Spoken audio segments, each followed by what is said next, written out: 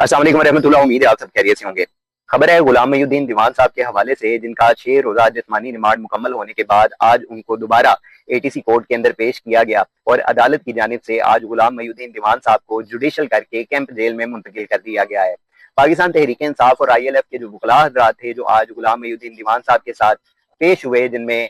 Yusuf Y साहब जो कि मेंबर पंजाब बार कौंसिल का इलेक्शन भी कंटेस्ट कर चुके हैं, इसके अलावा जो ILF के प्रेसिडेंट हैं शुजात जंदरान साहब और एडवोकेट बिलाल साहब आज गुलाम मोहिउद्दीन दीवान साहब के साथ एटीसी कोर्ट के अंदर पेश हुए। साहब का जो तरीकें गुजरी हैं उनमें भी जो वकला हजरात थे उनकी हर मुमकिन कोशिश रही है और उन्होंने जो भी अपने आर्गूमेंट्स किए हैं उन पर उन्होंने यही जोर दिया है और बारहा अदालत से ये इस्तदा की है कि दीवान साहब को इस नाहक और बोगस FIR जिसमें उनको नामजद किया गया है उसको डिस्चार्ज करें और दीवान साहब की जो रिहाई है उसको यकीनी बनाएं। और आज के जो आर्गूमेंट थे वो भी यही थे कि ये दरखास्त की गई थी अदालत से कि दीवान साहब को इस पर्चे से डिस्चार्ज किया जाए, जबकि अदालत की जानिब से पहले तो जिस्मानी रिमांड दिया जाता रहा और आज उनको जुडिशल करके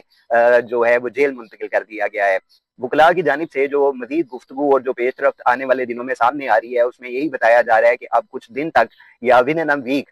दीवान साहब की जो बेल है उसको दोबारा दायर किया जाएगा, इस उम्मीद के साथ कि जो अदालतें हैं वो दीवान साहब को इंसाफ फराहम करेंगी और इस नाहक FIR से उनको डिस्चार्ज कर देंगी। दूसरा ये कि जो 17 जुलाई अगले महीने की जो तारीख आ रही है वो बड़ी अहमियत की हामिल है, क्योंकि इस दिन कश्मीर का जो इलेक्शन है वो मुतवक्का है और गुलाम मोहिउद्दीन दीवान साहब हमेशा से उस हल्के के एक बड़े मजबूत उम्मीदवार रहे हैं। बात करें अगर हम लाहौर की, तो लाहौर के जो कश्मीर से ताल्लुक रखने वाले मुहाजिरीन हैं जिनके जो वोटों की तादाद हजारों के अंदर है, वो सारे के सारे लोग गुलाम मोहिउद्दीन दीवान साहब के साथ हैं और उनकी एक आवाज के ऊपर वो अपने जो वोट हैं वो कास्ट करते हैं। तो जो 17 जुलाई का इलेक्शन है वो बड़ा अहमियत का हामिल है मौजूदा जो इस वक्त की गवर्नमेंट है उसके लिए भी, जो अपोजिशन है उसके लिए भी। तो इस हवाले से ये क्या सराहियां भी की जा रही हैं कि दीवान साहब को अभी मजीद जेल के अंदर रखा जाएगा। इसके अलावा ये शनाख्त परेड के लिए ये जिन जिन थानों के अंदर इनको मुंतकिल किया गया है उसमें जो पुलिस वाले हजरात हैं, जो उनकी गुफ्तगू है और जो उनकी बातें हैं वो अक्सर और बेशतर यही बताती हुई हमें नजर आती हैं कि दीवान साहब को मजीद किसी दीगर FIR के अंदर नामजद ना कर लिया जाए, बुनियाद बनाकर इस कश्मीर के इलेक्शन को कि किसी तरीके से इस इलेक्शन में दीवान साहब उम्मीदवार ना बने, ये इलेक्शन कंटेस्ट ना कर सकें। आज की जो तस्वीर और वीडियोस गुलाम मोहिउद्दीन दीवान साहब की अदालत की जानिब से सामने आई हैं उनमें ये वाज़ह देखा जा सकता है कि जो सबा दीवान साहब हैं जो कि उनकी मिसिज हैं, जिन्होंने गुलाम मोहिउद्दीन दीवान साहब के जब इलेक्शन थे जो कागजात नामजदगी मंजूर नहीं किए जा रहे थे, तब सबा दीवान साहिबा PP 148 के हल्के से उम्मीदवार के तौर के ऊपर सामने आई थी और उनको ये एजाज हासिल है कि उन्होंने इस शुमाली लाहौर की सबसे बड़ी जो रैली है वो उन्होंने प्लान भी की और उसको बाकायदा हतमी शक्ल भी दी और एक बहुत बड़ी रैली शुमाली लाहौर के अंदर हमें सबा दीवान साहिबा की क़यादत में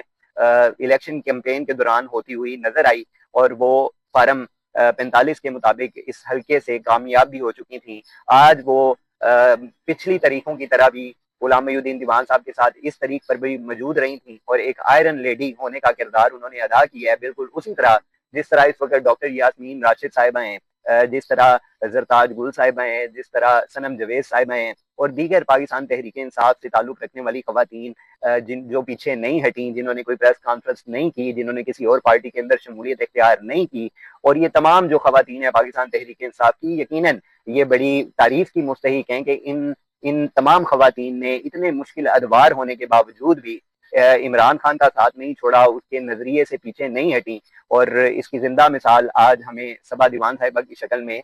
दोबारा देखने में हमारे सामने आई। दूसरा ये कि जो इस वक्त सिटिंग गवर्नमेंट है और जो उनके हालात हैं, जो मामला इस वक्त दरपेश हैं, इस वक्त बजट पेश किया गया पाकिस्तान के अंदर और जिस किस्म का बजट वफाक के अंदर पेश किया गया, उसके बाद जो ड्रामेबाजी पंजाब के अंदर की गई, हम हमेशा से यही देखते आए हैं कि हर साल जब भी बजट पेश किया जाता है उसकी जो कापियां हैं वो फाड़ कर जो बजट सुना रहा होता है या जो अरकान असम्बली होते हैं वो उनके मुंह पर मारी जाती हैं। आप किसी के अखबार में भी देख लें, इस बार भी इससे कुछ मुख्तलिफ नहीं था। जो अरकान असम्बली हैं जिनकी तनख्वाहें 2-2 ढाई-ढाई लाख थी, इस बजट के बाद उनकी तनख्वाहों में खातिर खा इजाफा हुआ है और उनकी तनख्वाहें अब 8 लाख 10 लाख से तजावुज कर चुकी हैं।